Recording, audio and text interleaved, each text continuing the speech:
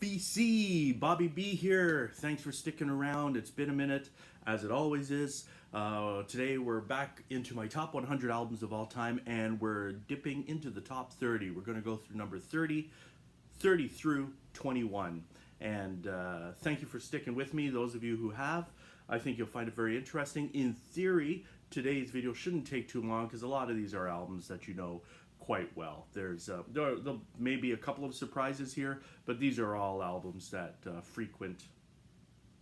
I think they're all albums that frequent these kind of lists. So may not be the most original picks, but they're all albums that I absolutely love here in the top 30. Someone made the comment on my last video that the Leafs, the Toronto Maple Leafs, will win the Stanley Cup by before I finish making these videos. Hilarious. I know, I'm slow, but what are you gonna do? Well, I'm not slow. I mean, I'm fat. Like anyway. But I'm just saying that, yeah, I'm slow at making these videos. You know what? I do them when I have a moment. So I have a moment now, and I'm doing it. So here we go. Time to embark on the top 30. Number 30 is an album that you often see on these type of lists, released June 20th, 1966, and it is Bob Dylan's double album, Blonde on Blonde. There's quite a bit of Dylan on my list. I always loved the inner pictures here. This is just a standard early Canadian pressing. It's not, I mean, obviously it contains 2 records up here, which indicates that it's not a first press. I don't know when this was released. I don't remember, or when this pressing was issued. I don't remember, but it is an older one. Sounds good to me. I really like it. I don't listen to Bob as much these days as I used to. But you know, every time I put this album on, or any of his albums on, it's you know, it's like a warm blanket. It fits. It's just such a brilliant album. And I remember when I first bought this, I bought it on CD first. And I remember I just kept listening. My wife was so tired of it. She's like, "Are you really listening to Blonde on Blonde again?" And I just couldn't get over, you know, everybody knows Rainy Day Women, number 12 and 35, Everybody Must Get Stoned, and some of these are Just Like a Woman. But, you know, songs like Visions of Johanna and Leopard Skin Pillbox Hat, Most Likely You Go Your Way and I'll Go Mine, obviously Five Believers, Sad-Eyed Lady of the Lowlands, which is a song I didn't get at first, but now it's one of his best. It takes up the whole side 4 of the album. This album, it's brilliant. It's a masterpiece. And there's a reason why it's on everybody's list, and it's on mine as well. So it is my number 30 album of all time. Number 29 is this one, released March 12th, 1967. It's The Velvet Underground and Nico, the debut album by The Velvet Underground. Once again, this is an album that doesn't need really any introduction. This is a latter day reissue, stereo reissue. Yeah, I'd love to get one of the earlier ones with the peel and sticks, but it doesn't really matter. This sounds good, and you know, there's a reason why this album's also on every list. The songs are iconic. Sunday Morning, I'm Waiting for the Man, Heroin, which, as Lou Reed often says, when he would introduce the song, he would say, the song Heroin, it is not promoting heroin, it is not condoning, it is not, he said, this neither promotes nor condemns heroin, it's just simply a song about heroin. Okay, whatever, Lou. Anyways, just an amazing album all the way through. Again, not too much I could say about that. Their self-titled third album could have easily made my list as well. You know, I was kind of battling back and forth over which one I wanted, but this one is the one I actually pull out the most. It's the one I listen to the most. So, and I do like Nico's voice. It's an acquired taste for sure. Not everybody would enjoy it, but I don't believe anybody who says that they liked it right away. I think you do have to warm up to it. But the way Nico's voice kind of the juxtaposition between her voice and Lou Reed's voice, I just think they work together so well. And so Velvet Underground and Nico is my number 29 record of all time. At number 28, we've got David Bowie. It's the album Low. This album came out January 1977. It is part of what is often referred to as the Berlin trilogy, followed up by Heroes and the album that came out after it. I forget what it is now. Is it Looper? Anyways, those three albums together are often linked together. This is when Bowie was kind of moving out of the sort of glam rock soul thing and into the sort of ambient era of his discography, art rock era. Of course, this has Brian Eno all over it, and it breaks my heart that Brian Eno didn't make my list. I just wish there was some way I could have squeezed him in there, because Brian Eno's music is just so important to me as well, but he just didn't quite make the cut. But in a way he did on this album, because side 2 of this album in particular really does sound like a Brian Eno album. It's very ambient, very experimental, and certainly in the realms of art rock. So, beautiful album.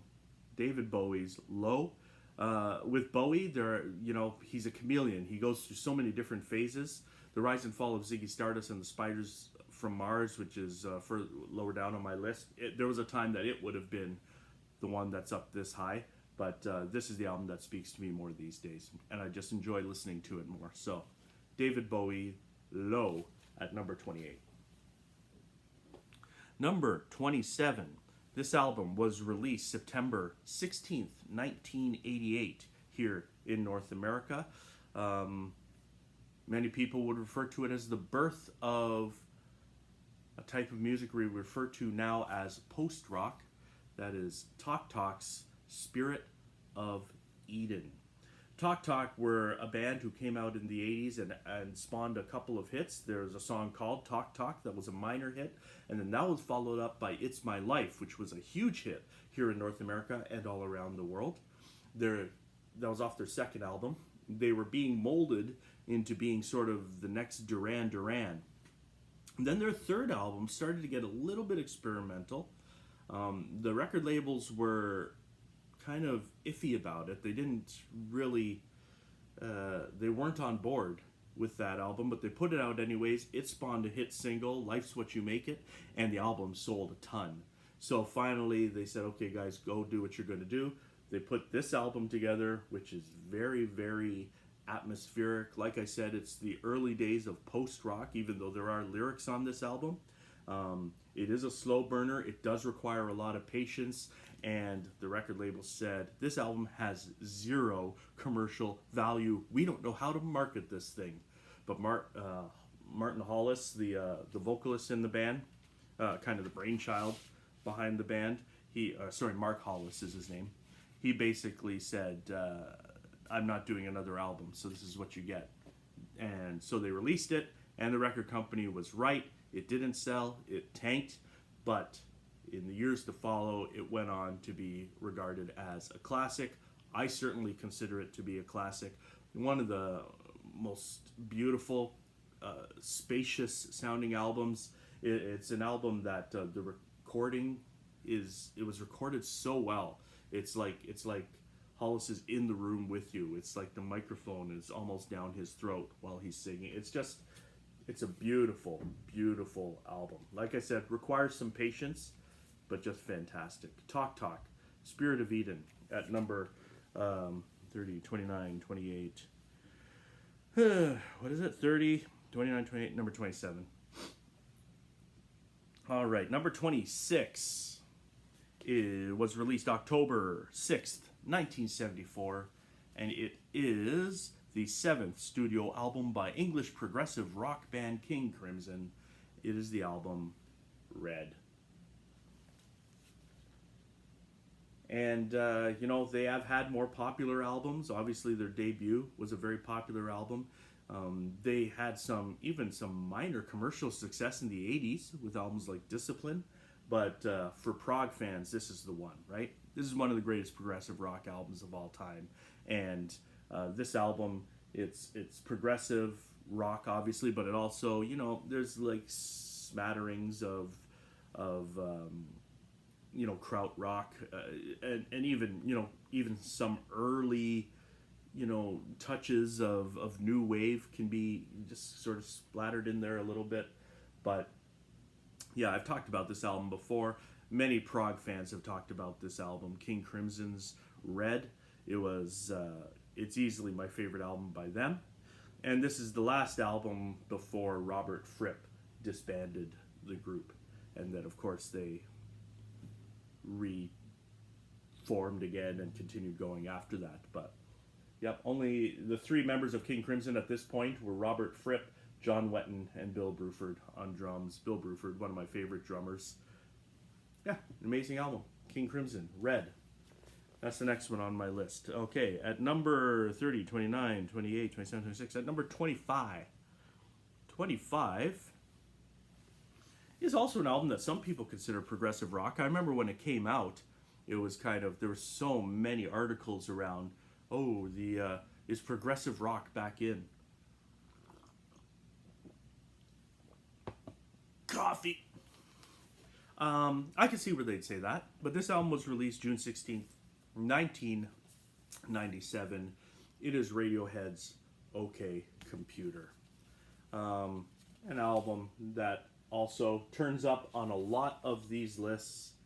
It's a perfect album. And Radiohead, they're one of my favorite bands, certainly one of my favorite, bands that are still very, very relevant today.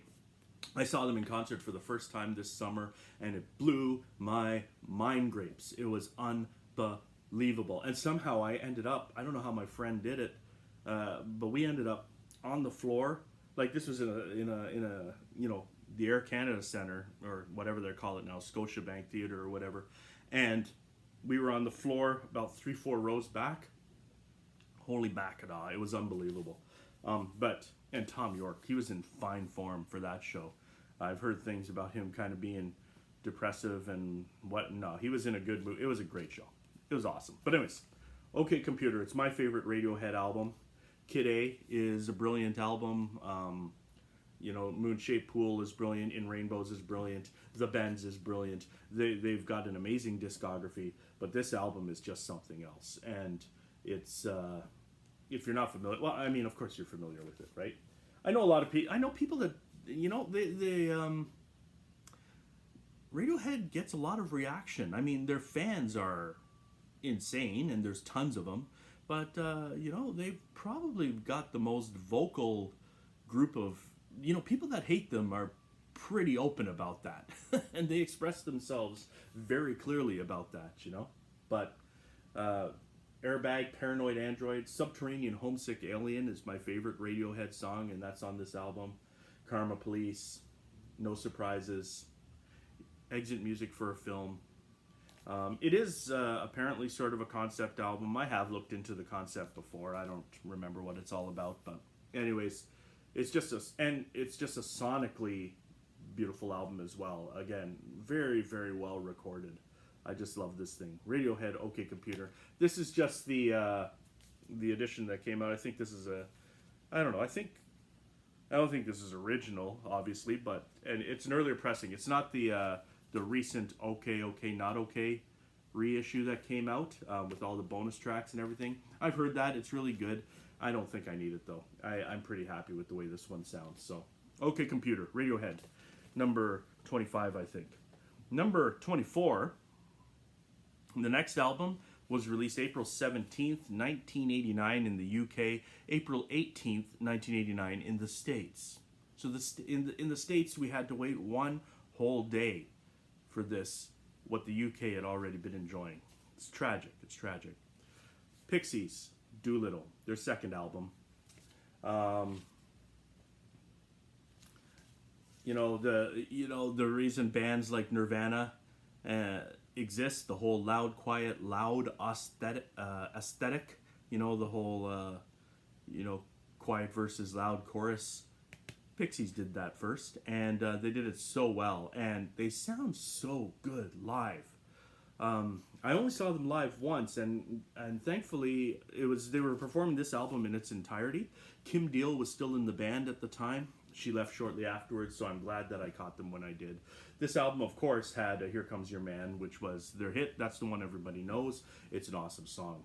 But "La La Love You," "Crackety Jones," you know, "Silver." Hey, their best song, or my favorite song by them, "Debaser." Ah, listen to "Debaser." Listen to it loud. Fantastic. Pixies, "Doolittle," number 24. Number 23 on my list. Originally, okay, this album was released October 16th, 1968. Originally, it's Jimi Hendrix's third album, or the Jimi Hendrix Experience, third and final album, technically, Electric Ladyland. I originally had Are You Experienced on this list for some reason, and then I was listening to it the other day, or listening to it a couple months ago, and I was like, no, that's wrong. That's not the one that's supposed to be on this list. Electric Ladyland is supposed to be on this list. This is the one with Voodoo Child on it. Like, it's an amazing double album, all killer, no filler, and it's an absolute must for those who like psychedelic music. I don't need to tell you this. It's one of the greatest albums ever made. This is an original Canadian pressing. As you can see, it's seen better days. But I just really like. I've got a later Canadian reissue as well. That's in super clean, minty shape. I just really like the way this one sounds. I mean, the records are actually like VG plus. You know, the records are in good shape, better shape than the cover of the album. But actually, take a look at that. Like, those records are actually in really good shape, right? So, but you know, they've been around a long time, but they just sound really nice. I just love the way this pressing sounds. So that's why, even though I've got a kind of cleaner, newer one, I keep this one because I really like the way it sounds. Anyways, Electric Ladyland, Jimi Hendrix Experience. That is my number 23 album of all time. Number 22 was released February 1977. It is the debut album by American post-punk band Television. The album is Marquee Moon. What can I say about this that hasn't been said before? Not very much. It's a brilliant album, part of the whole New York punk scene. It's not punk. It has a punk feel to it, but it's not punk. I mean, the title track is 10 minutes long. You don't have a 10-minute punk rock song. I don't care who you are. I don't care what Green Day will lead you to believe. You don't record a 10-minute punk song. Punk songs are 2 minutes. Boom. Over and out. But Television released this album, which is more of kind of an art punk? Is that a genre? Genres are stupid. Anyway, it's an amazing album. See No Evil, one of the greatest songs of all time. I actually saw Television live a few years ago as well, but it was Tom Verlaine that was there, and other members of the band. It was amazing. He still got it. He still got the chops. Still got the chops, dude.